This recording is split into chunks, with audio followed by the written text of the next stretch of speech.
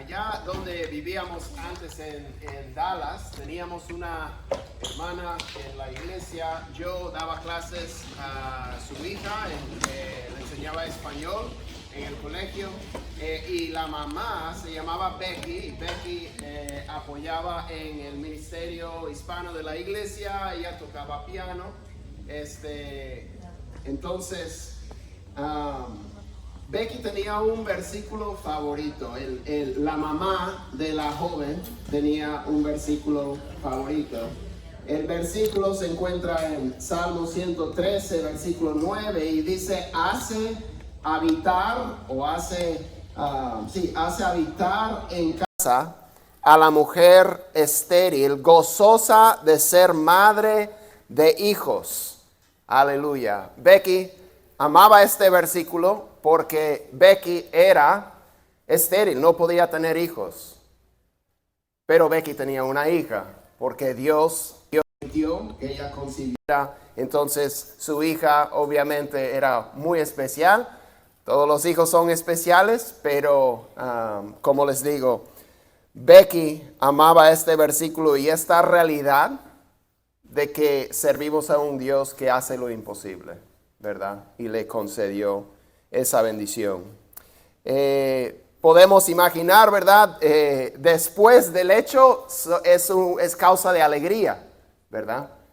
Pero antes precede ese momento años de angustia, años de aflicción, ¿verdad? Y creo que a todos nos toca de alguna manera o en algunos momentos vivir días de angustia. ¿Cómo respondemos? Realmente determina si vamos a poder sobrevivir emocionalmente esas aflicciones, cómo vamos a poder hasta florecer y estar bien a pesar de no estar bien.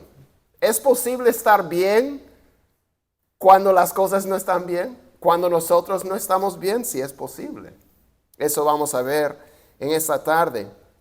Entonces, vamos a estar hablando un poco en esta tarde a través de un personaje de la Biblia, una mujer de Dios, acerca del sufrimiento y el sometimiento a la voluntad de Dios. El sufrimiento y el sometimiento a la voluntad de Dios.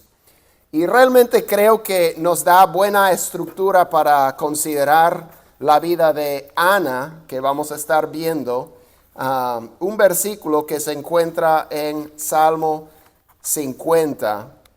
En el Salmo 50, versículos 14 y 15, leemos lo siguiente. Si lo puedo abrir acá.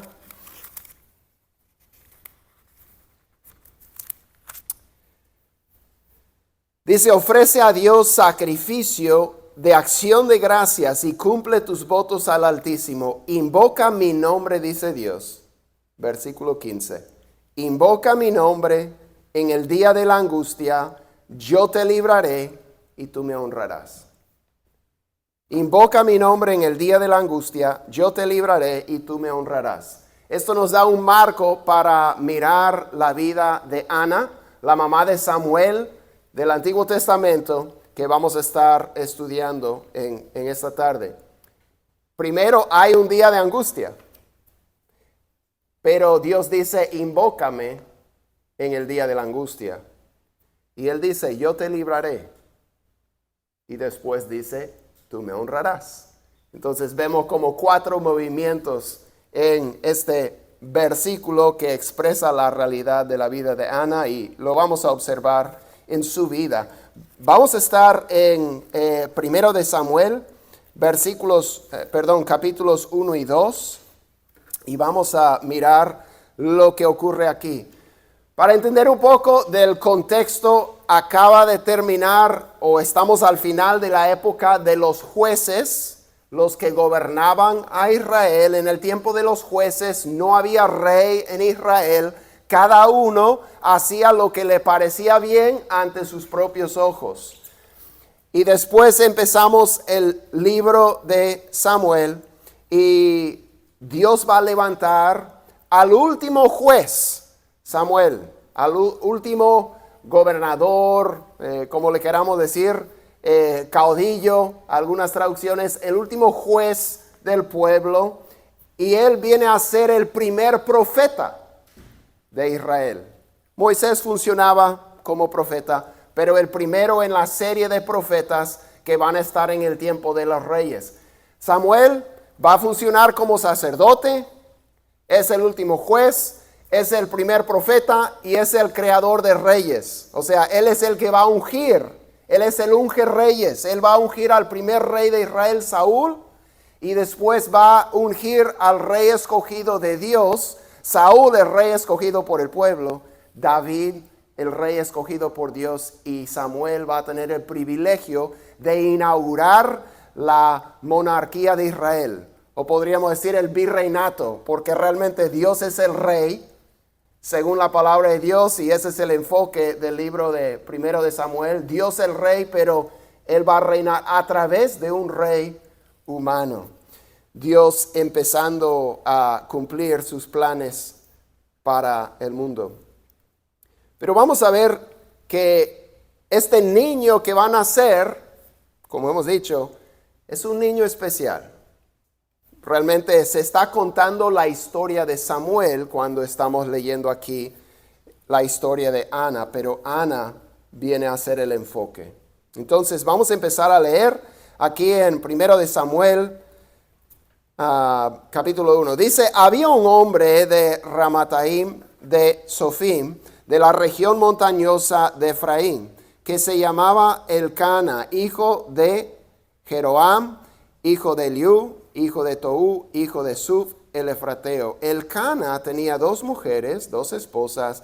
El nombre de una era Ana y el de la otra Penina. Penina tenía hijos, pero Ana no los tenía. Todos los años aquel hombre subía de su ciudad para adorar y ofrecer sacrificio al Señor de los ejércitos en Silo. Allí los 2 hijos de Eli, Ofni y Finés, eran sacerdotes del Señor.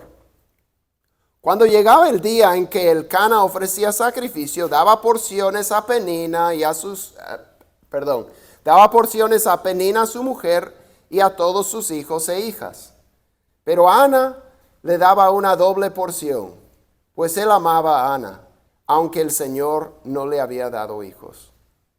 Su rival, Penina, la provocaba amargamente para irritarla, porque el Señor no le había dado hijos.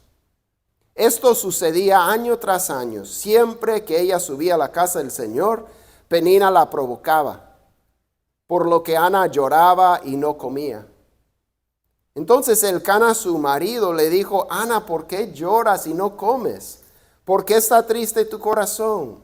¿No soy yo para ti mejor que 10 hijos? Pero Ana se levantó después de haber comido y bebido estando en Silo, y mientras el sacerdote Elí estaba sentado en la silla junto al poste de la puerta del templo del Señor, ella, muy angustiada, oraba al Señor y lloraba amargamente.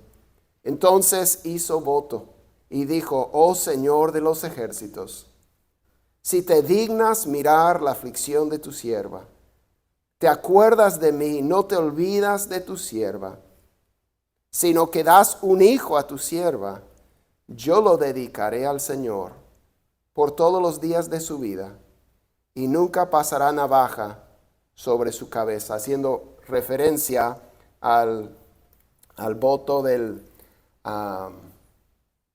nazireato, que una manera de consagrar a una persona al Señor o una persona consagrarse. Entonces ella va a apartar este hijo al Señor.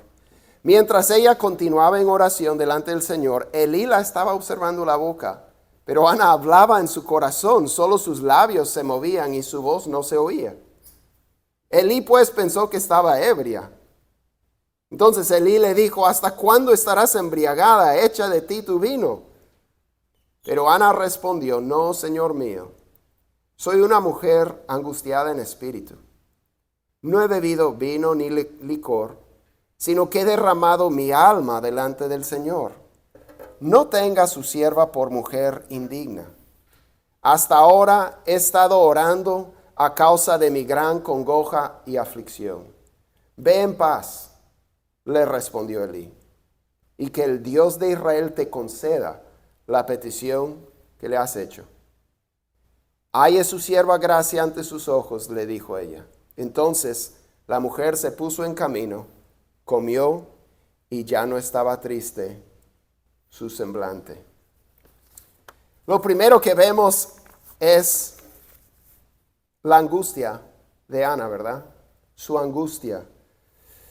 Muchas veces nos toca ese día de angustia, el día de la aflicción, el día de la angustia. Muchas veces no es un solo día, sino que son todos nuestros días. Y una de las cosas más difíciles es saber que el Señor podría cambiar nuestra situación, pero no lo hace. El Señor no le había dado hijos. Ella entendía bien que el Señor es el que abre el vientre y el Señor el que cierra el vientre. Y el Señor no le había dado hijos. Como nuestra amiga Becky, el anhelo del corazón de ella era poder tener hijos. Algo tan importante en el tiempo de ellos y el anhelo de, creo, de muchas mujeres. El poder mirar a otras, que sí tienen niños en su regazo, que sí parecen concebir y tener hijo tras hijo tras hijo. La alegría, la risa, la sonrisa puede provocar envidia, celos y mucho dolor. A veces se llega a sentir hasta vergüenza ante otras personas, como si fuera la culpa voluntaria de uno, ¿no? Dice en el versículo 6, su rival Penina la provocaba amargamente para irritarla. Me asombro de la repetición, o sea, la provocaba amargamente para irritarla. O sea, wow. Porque el Señor no le había dado hijos. O sea, para poner sal en la herida, ¿verdad? Qué difícil. Y de repente se sentiría inferior, aunque no es menos valiosa. Estas cosas están en las manos de Dios. Pero así son las emociones humanas, sobre todo cuando otros están echando en cara y todo lo demás. Y a veces los que deberían de ser un refugio para nosotros, no lo son. En el caso de su esposo, la amaba mucho, pero no la comprendía, no la entendía. Él dice en el versículo 8, ¿por qué lloras y no comes? ¿Por qué está triste tu corazón? ¿No soy yo para ti mejor que 10 hijos? O sea, él no captaba. Él no captaba el deseo, el anhelo de su esposa. Él no la acompañaba en su dolor, sino que más bien le decía, ¿por qué estás triste? No es gran cosa. Pero para ella sí era gran cosa. Entonces hasta no solamente tiene la aflicción, los ataques, sino que también tiene el aislamiento. Se siente sola en su dolor. Nadie la entiende. Nadie sabe lo que está pasando.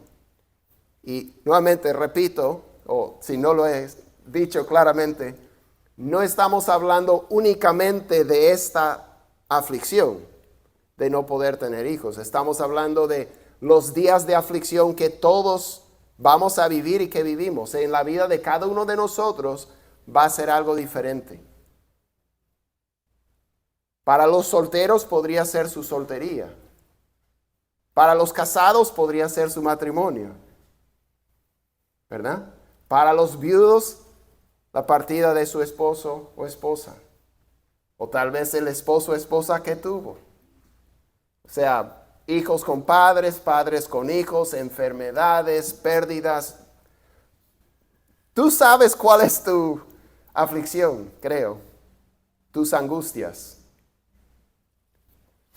De eso estamos hablando. En el caso de Ana, en particular, su angustia era este deseo de poder tener hijos y no podía. Pero eso representa la aflicción de cada uno de nosotros, de lo que anhelamos y no tenemos, porque el Señor no nos lo ha dado. Versículo 7, ella lloraba y no comía. Podemos ver su angustia. Era un momento de celebración. Están subiendo para adorar al Señor, en presencia del Señor, una familia temerosa de Dios. Y ella no puede disfrutar de lo que debería de poder disfrutar. El momento de celebración, ella no está celebrando. Su corazón está dolido. Lloraba, no comía. Después, cuando ella estaba orando, vemos nuevamente su aflicción, porque dice, ella se describe a Elí, que es una mujer angustiada en espíritu. Ella cuando oraba, ese día, ella oraba y lloraba amargamente. O sea, hay un dolor a nivel de alma que ella siente, un vacío, un dolor, y nada lo saca. Sus lágrimas no apaciguan, como si hubiera un mar por dentro de lágrimas que no se puede secar con lágrimas. Ella habla de su gran congoja y aflicción. Surgen las preguntas en esos momentos, ¿verdad? Preguntas a veces teológicas. ¿Acaso Dios no puede ayudarme? ¿Acaso el poder de Dios está limitado? Tal vez Dios no es omnipotente. Tal vez quiere y no puede. Luego acudimos a la Biblia y decimos, no, eso no es. Dios es omnipotente, Él puede. Entonces, ¿por qué? ¿Qué pasa? Entonces Dios no quiere ayudarme. Volvemos a la palabra, no, Dios es amor. Dios es bueno. Nos dice en Romanos 8:32, el que no negó ni a su propio Hijo, sino que lo entregó por todos nosotros, ¿cómo no nos dará junto con Él todas las cosas? Y unos versículos antes, sabemos que a los que aman a Dios, todas las cosas les ayudan a bien. O sea, los propósitos de Dios para nosotros son buenos. Entonces, Él es omnipotente, Él puede cambiar mi situación, Él es bueno y me ama, entonces Él quiere darme lo mejor. ¿Qué está pasando? Entonces, soy yo el problema, ¿verdad? Pero los mismos versículos que hemos mencionado, no, tú no eres el problema. Él envió a su propio Hijo para resolver el hecho de que tú eres el problema. Entonces Él ya quitó del lugar el problema de tu pecado, tu incapacidad y todo lo demás. Entonces uno se queda con puras incógnitas y dice, entonces no entiendo.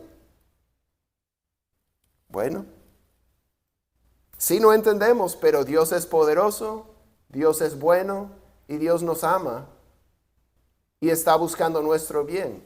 Y a veces no tenemos explicaciones. ¿Hay alguna área de tu vida o ha habido alguna época en tu vida cuando tú has vivido el día de la angustia, como Ana? ¿Cómo puede uno estar bien cuando no está bien? No sé si me explico. Donde el corazón puede descansar y estar tranquilo. Y a veces, ¿verdad? Alguien nos dice, no, yo estoy bien. Estoy bien. Pero realmente no está bien, pero en lo interno está bien. Es como si está en medio de una tormenta, pero está parado sobre una roca y dice, estoy protegido, estoy bien, estoy tranquilo, a pesar de toda lo turbulento que está alrededor. ¿Cómo uno puede hallar sentido en la vida cuando la situación no cambia? La Biblia nos dice que sí podemos hallar gozo hasta en las pruebas. Y lo sé, pero este dolor es tan agudo y tan profundo y tan amargo y no se me quita. Bueno, vamos a ver lo que sucede con Ana, lo que ella hace en el día de su angustia, para ver cómo podemos nosotros responder cuando estamos en esa situación. Invoca mi nombre en el día de la aflicción. Eso es lo que hace Ana. Ella acude al Señor. Ahora, tú sabes que Ana le ha estado pidiendo a Dios todo este tiempo, ¿verdad? Que le conceda un hijo. Pero tenemos que ver, cuando Dios dice invoca mi nombre, ¿cómo se ve esto? ¿Verdad? No dice, reclámame por lo que no te estoy dando, ¿verdad? Vemos que Ana llega a un punto de rendición. Ella se rinde a la voluntad de Dios. Ella se rinde al Señor. Hay un momento de entrega. No le está solamente reclamando y diciendo ¿y por qué? Y Señor, dame y esto, sino que ella está llegando a un sometimiento a la voluntad de Dios. Eso lo vemos porque dice en el versículo 9, pero Ana se levantó después de haber comido y bebido estando en Silo. Ana no comía, pero este día, de alguna manera, hay algo diferente. Ella no tiene un hijo, ella no tiene respuesta, pero hay algo que está cambiando en el corazón de Ana. Está llegando al punto de rendición ante el Señor. Ella sigue con su angustia amarga y su congoja, pero hay una nueva entrega a la voluntad de Dios. Ella está llegando a estar sometida a Dios, a la voluntad de Dios en medio de su sufrimiento. Y con Ana nosotros vamos a tener que llegar a ese punto en nuestro día de aflicción. Y cuanto antes mejor. Cuanto antes mejor. Pasamos demasiado tiempo navegando esas emociones y preguntas y dudas, pero tiene que llegar el momento cuando nosotros podamos decir, Señor, me rindo. No entiendo, pero yo sé quién eres tú. Y yo sé que tú me cuidas, que tú me suples, que tú buscas mi bien y acepto cual sea tu voluntad. De repente no me gusta, pero acepto. Ana está llegando a ese punto y tenemos que llegar a ese punto. Ese es el momento cuando las cosas empiezan a cambiar. Más importantemente, dentro de nosotros. Eso estamos observando en Ana. Pero también, a veces, fuera de nosotros también. Ana se compromete con el Señor. En el versículo 11 dice que hizo un voto y ella dijo, Señor, si tú me das un hijo, yo te daré ese hijo. No será mi hijo, será tu hijo. Vemos un nivel de entrega en Ana. Eso es lo que el Señor está buscando. Que nosotros podamos rendirnos completamente al Señor. Señor, lo que tengo tuyo es, y yo soy tuyo, y tu voluntad es la que quiero. Con esto, esta sumisión a la voluntad de Dios, esta entrega total, Dios puede trabajar. Y fue a este punto que Dios le estaba guiando a Ana con su aflicción. Y a este punto Dios nos está guiando a nosotros en nuestro día de aflicción. Podríamos decir, ese es el destino al que Dios nos está llevando con la aflicción que Él ha permitido en nuestra vida. este punto de rendición. Job llegó a ese punto. Ana llegó a ese punto. El apóstol Pablo llegó a ese punto. Jesús vivió. Él vino al mundo desde ese punto. Fue su punto de partida. Abrazar la aflicción. Entonces ella está aferrada al Señor y a su palabra y a su voluntad, diciendo, no mi voluntad, sino la tuya. Y vemos que ella es fortalecida por la palabra de Dios. Elí le dice en los versículos 17 y 18, ve en paz, le respondió Elí, y que el Dios de Israel te conceda la petición que le has hecho.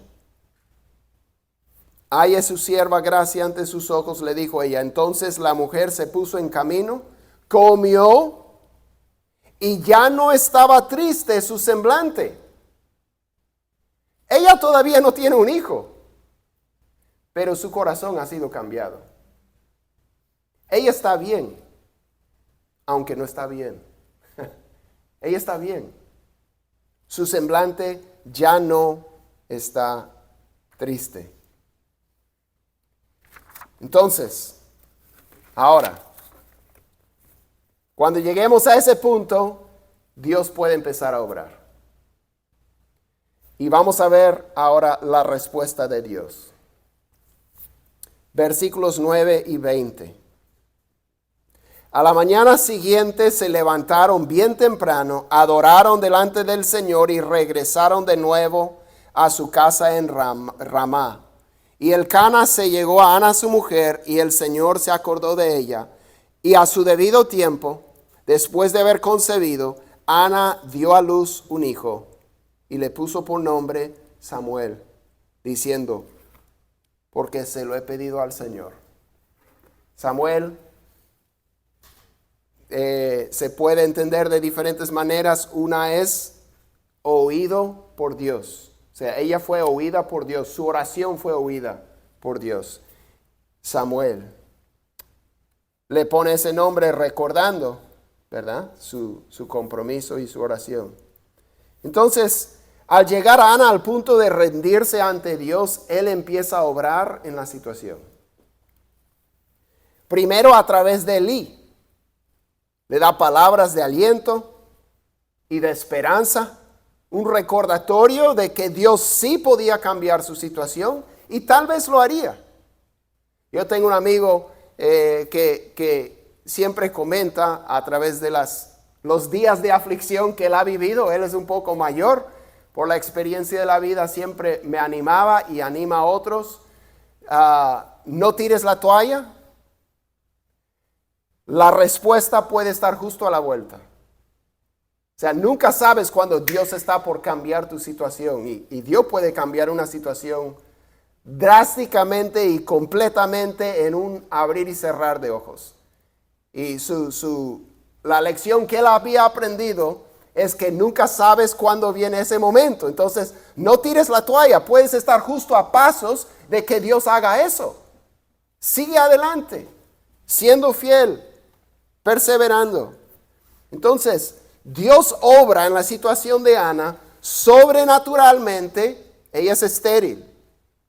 Asombrosamente, milagrosamente le abrió el vientre. Igual que a Sara, a Rebeca, a Raquel, le concedió su petición. Pero lo que más le interesa a Dios está más interesado en lo que Él quiere hacer en nosotros que en lo que Él quiere hacer por nosotros. Está más interesado en lo que quiere hacer en nosotros que lo que quiere hacer por nosotros. Dios siempre va a conceder lo que le estamos pidiendo cuando lleguemos a ese punto de rendición. No. Pero Dios siempre va a obrar. Y Dios obra sobrenaturalmente, asombrosamente, milagrosamente. Primero, y más importante, dentro de nuestro corazón. Y de ahí, según su voluntad, en nuestro entorno. No siempre va a ser como le fue a Ana. Este fue su manera de obrar para Ana. Y él tenía un propósito. Sus pensamientos son más altos que los nuestros.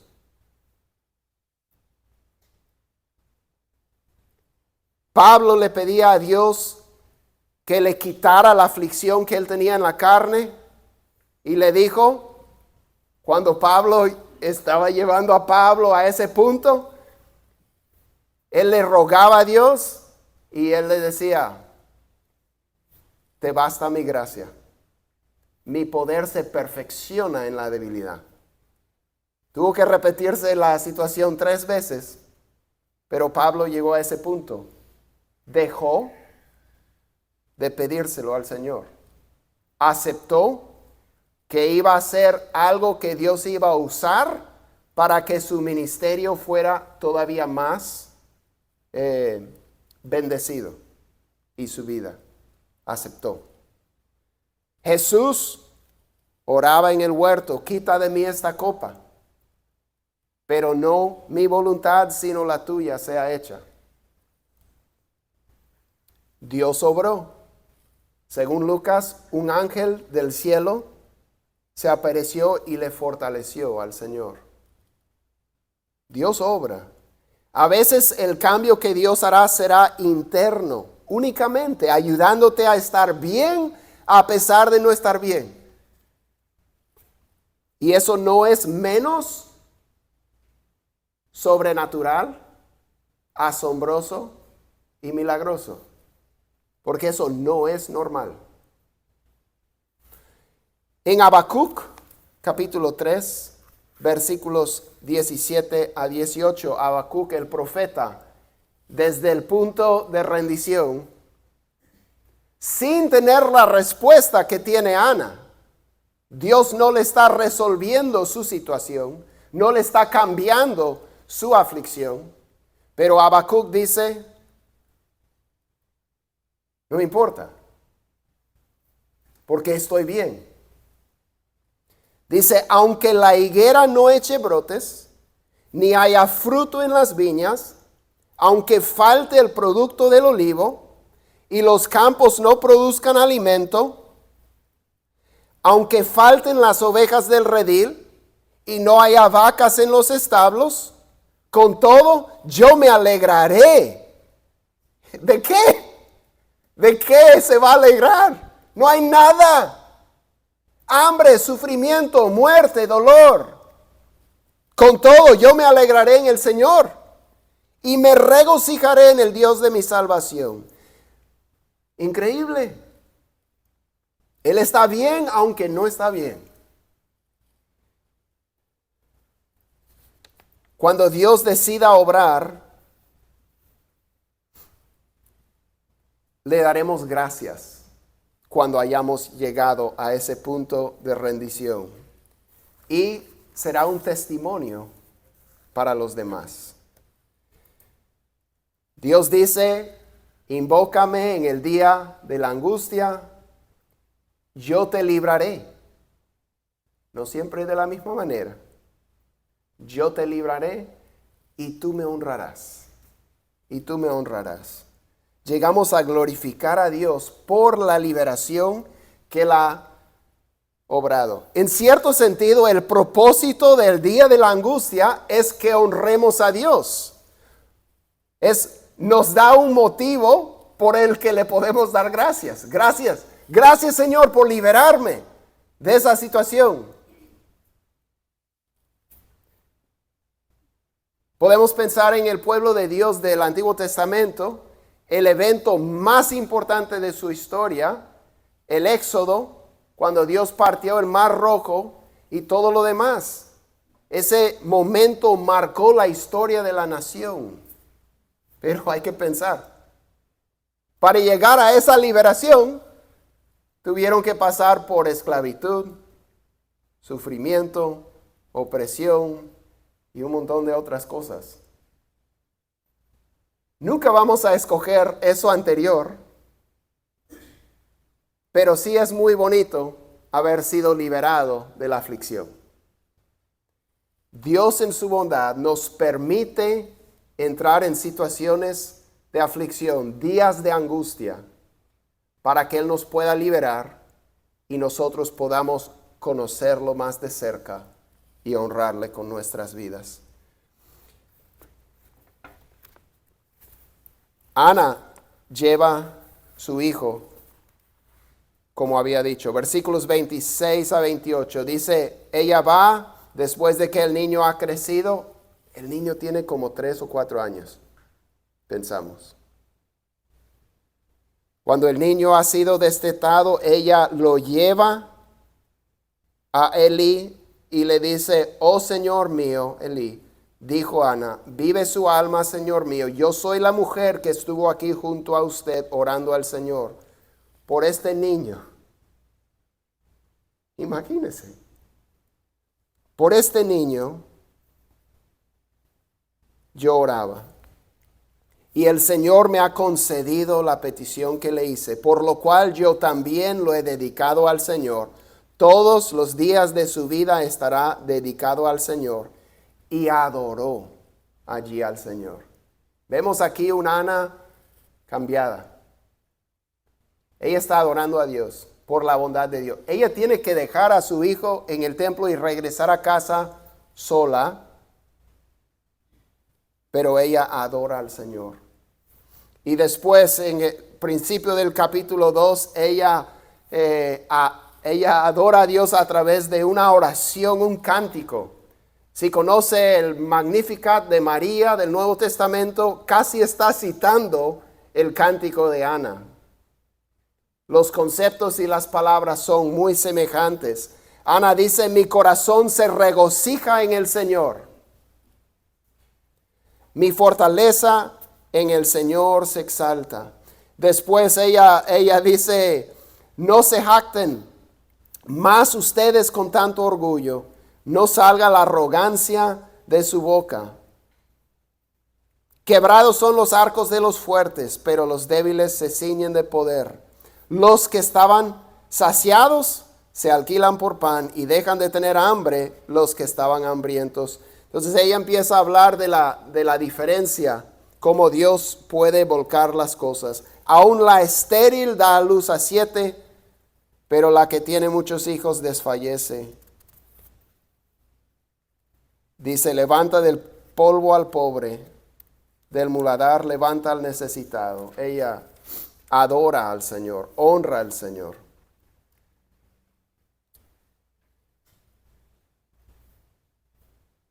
¿Cuál fue el propósito de Dios en la aflicción de Ana? Ella, como nosotros, preguntaba seguro, ¿por qué? Señor, ¿por qué? No entiendo. Pero bueno, Dios tenía propósitos. Primero, todos en Israel necesitaban saber que este niño era especial. Dios necesitaba un hombre que fuera temeroso de él y fiel, y lo va a usar para inaugurar la monarquía de Israel. Este niño está señalado porque es un niño de promesa, es un niño milagroso, es un niño especial.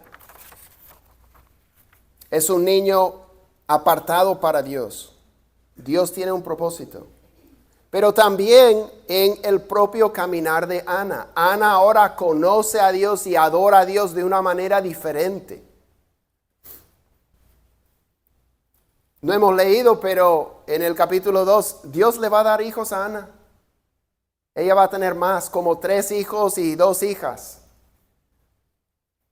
Dios tiene un propósito en su vida al hacerle esperar tanto tiempo. Dios tenía un propósito. Ella pudo ver la bondad de Dios y aprender a confiar en esa bondad.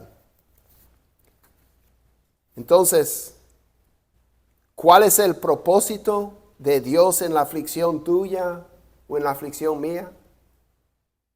No lo sé, pero Dios sí sabe. Dios sí sabe.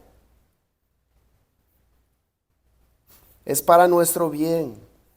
Es para guiarnos a ese punto de rendición donde podamos decir, Señor, tuyo soy y todo lo que tengo, y le adoremos.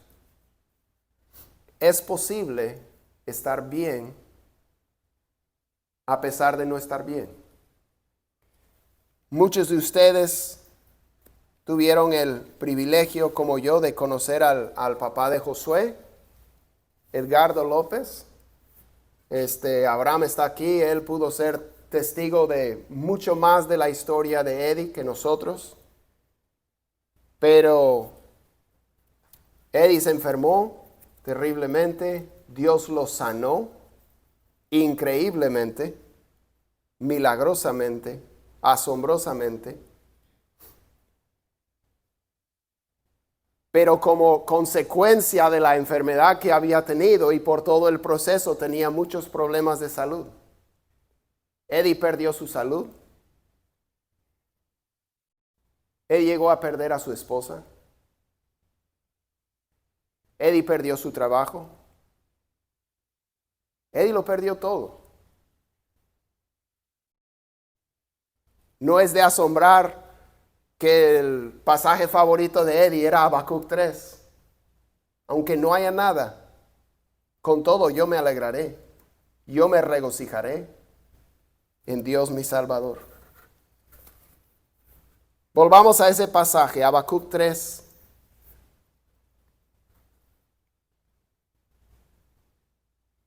Eddie vivió esto durante 20 años, creo yo, y pudimos ver un ejemplo vivo de alguien que ha llegado a ese punto de rendición y que puede decir, estoy bien, aunque no estaba bien. Aunque la higuera no eche brotes, ni haya fruto en las viñas, aunque falte el producto del olivo y los campos no produzcan alimento, aunque falten las ovejas del redil y no haya vacas en los establos, con todo yo me alegraré en el Señor. Me regocijaré en el Dios de mi salvación. Y el último versículo del libro, Habacuc, sin tener nada, sin que nada cambie en su entorno. En el caso de Habacuc, en el caso de Eddie, no recibieron la respuesta de Ana. No cambió la situación en lo externo, pero en lo interno sí. Porque él dice, el Señor Dios es mi fortaleza. Él ha hecho mis pies como los de las ciervas, y por las alturas me hace caminar. Eddie pudo viajar a lo ancho y largo de la isla de Puerto Rico proclamando la bondad del Señor. Muchas personas conocieron a Cristo. Muchas personas fueron fortalecidas en la fe y nosotros también. Son situaciones cuando Dios se hace ver en nuestra vida. Tal vez no vamos a tener las respuestas, pero sí podemos llegar a la rendición, a un Dios todopoderoso, bueno y amoroso. Vamos a pedir que Él nos ayude a hacerlo. Señor, te damos gracias por el ejemplo de Ana y el ejemplo de otros, Señor, que han vivido esta verdad de que, Señor, tú eres bueno, pase lo que pase y pese a lo que ocurra en nuestra vida y alrededor. Señor, ayúdanos. Esto no es fácil. Y muchas veces, bueno, el sufrimiento ahí está. Pero Señor, tú puedes hacer que estemos bien a pesar de no estar bien. Queremos llegar a ese punto, Señor. Y también como Ana queremos pedirte, Señor, que cambies nuestra situación. Con Habacuc podemos decir, aunque no la cambies, yo me alegraré. pero sí te vamos a seguir pidiendo, Señor, cambia nuestra situación. Líbranos. Y Señor, ayúdanos a honrarte. Te damos gracias por esta tarde y ayúdanos, Señor, a poner en práctica lo que estamos aprendiendo. En el nombre de Jesús. Amén.